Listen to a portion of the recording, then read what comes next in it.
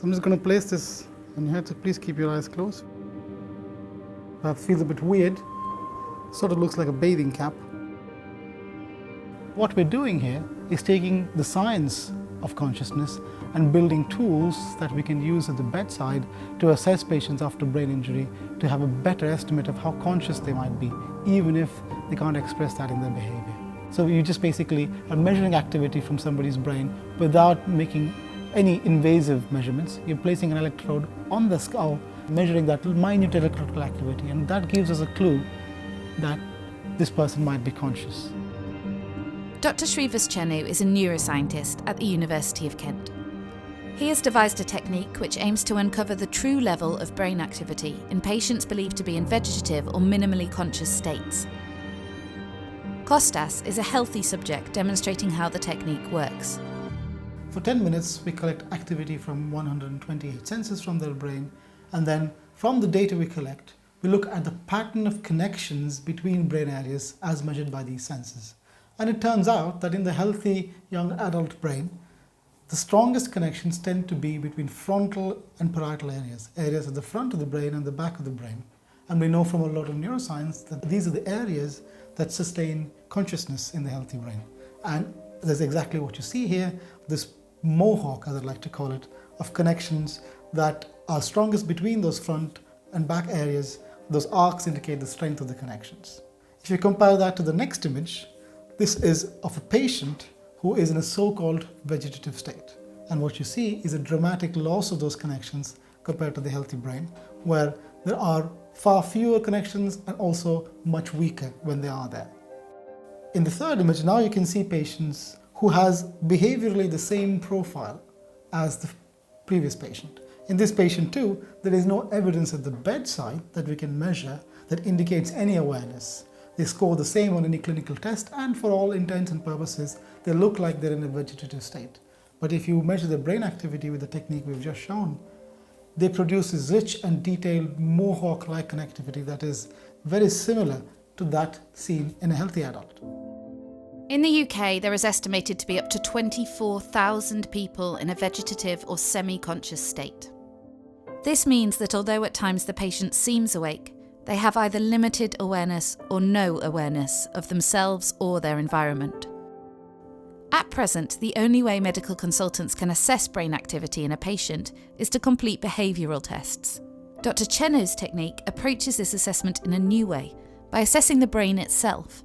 What we do know from a lot of neuroscience of consciousness is that these brain areas, what we call the frontoparietal cortex, they have key areas that seem to connect with each other, that seem to be talking to each other when people report having a sense of self, having a sense of experiencing the fact that they are there. And what turns out to be the case is that there are some patients in whom, though they have no evidence of behavior, you can see activity potentially coming from those brain areas registering on the EEG signal. Although he didn't really respond to anything, I knew he was there. Just by looking into his eyes, I knew my husband was there. Because he was in the low awareness state, sometimes his responses, like I would say to him, look at me, and I'd move. And it could be 2 minutes later, 3 minutes later, and his eyes would move. And that's when I thought, he's there. We had a telephone call at about 10:30 at night, saying that Ruth had gone into had some sort of heart. Yes. It was actually cardiac arrest. Nobody actually said to us that Ruth would not recover. Often the first thing they want to know is, are they going to improve? Are they going to get better? Is there anything you can do? What can we do to make things better? Assessing brain activity is not a new practice. But until now, it has never been assessed at the bedside so easily. A previous technique breakthrough came when patients were assessed in an MRI machine while being asked to imagine playing tennis. When we imagine doing some sort of physical kinesthetic action, there's a particular bit of your brain that lights up in an MRI scanner, and that's called the supplementary motor area. And by measuring activity there, we're demonstrating that even if this patient can't actually play tennis, they are well able to imagine that action on demand. And that's why that task became really popular as a means to assess what we would now call hidden awareness or covert awareness that isn't expressed at the bedside. The areas of the brain that sort of create an awareness of one's own self, that create an awareness of the fact that somebody's asking you to do something and then enable you to actually perform that task, those are the brain areas that we're measuring activity from with EEG. By doing that, what we're trying to do is assess patients more easily. We don't have to ask them to do something, and also we can do it at the bedside, because remember, with the tennis you need an MRI scanner, which is very expensive, and most patients can't go in one. And what's more, many patients might be unable to understand instructions because of aphasia, so damage to the language areas, so might not be able to play tennis, might still be conscious. So what we're trying to do with this task, the simple assessment with EEG, is to just ask them to be at rest and measure the brain activity during that time. Headway House is a centre for patients who have suffered from a brain injury. These patients are now free from life support interventions and are working towards as full a recovery as possible. I went out one Christmas, went to a pub. A friend of mine got a fiberglass sports car for Christmas. He said, if you're still here when I get back, I'll give you a lift home.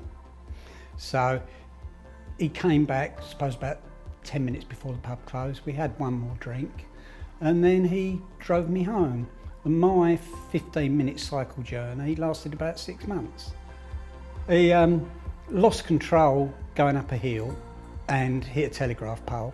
Neither of us were wearing seat belts, but they weren't obligatory then.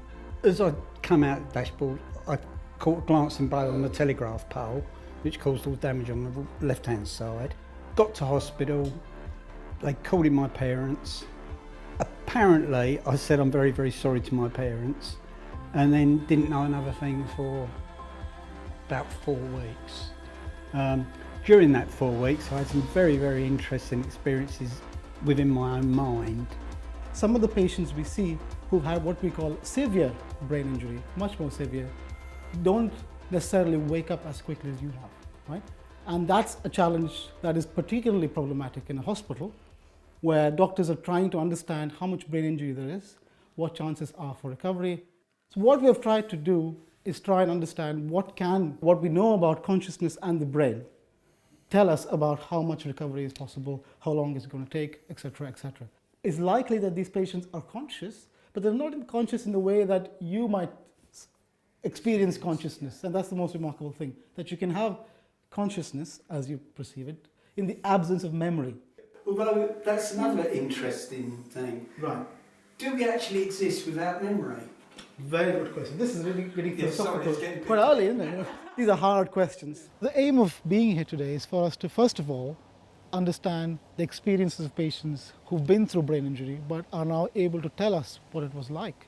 But also for us to be able to explain the science to them and inform the general public and inform patients about what's possible. Informing the public on scientific advancements is obviously very important, as is the accurate reporting of cases which feature brain injury by the media. The generic word coma is used a lot in the media. It's nice and short for headlines. Everyone thinks they understand what a coma is. Professor Jenny Kitzinger is the co-director of the Coma and Disorders of Consciousness Research Centre. She has conducted a study of 2,000 news reports over the last 10 years to assess the accuracy of the language used. The term vegetative may be less likely to be used, and the term minimally conscious even less likely. So the media both sensationalizes this, but also promulgates confusion about these different diagnostic categories. Vegetative state has sort of come to sort of stick with us, but is ultimately pejorative in the sense that it is automatically implying that somebody in a vegetative state could have no cognition, no more than a vegetable. And of course, that's far from what we find. And hence, a new term is something clinicians and I have been proposing should be used, and that's called the unresponsive wakefulness syndrome. I do think we need to find new terminology. It's something me and my colleagues are always talking about the world over. If you say to a family member, your loved one's in a vegetative state, what 99% of the time they hear is, your loved one's a vegetable. And we get that told to us numerous times by the families of our patients, that they hear vegetable, they don't hear vegetative. It means nothing to them. I do think there's a good reason for understanding brain activity, particularly in areas of disorder of consciousness. We know that many people are misdiagnosed as being in a vegetative state when actually their awareness is much higher. We know we can miss people that are in a locked-in syndrome because we don't understand at the moment of the accident or shortly after what activity is there. We did ask for a brain scan at one stage, didn't we? But I didn't want to know the results. I would like to know.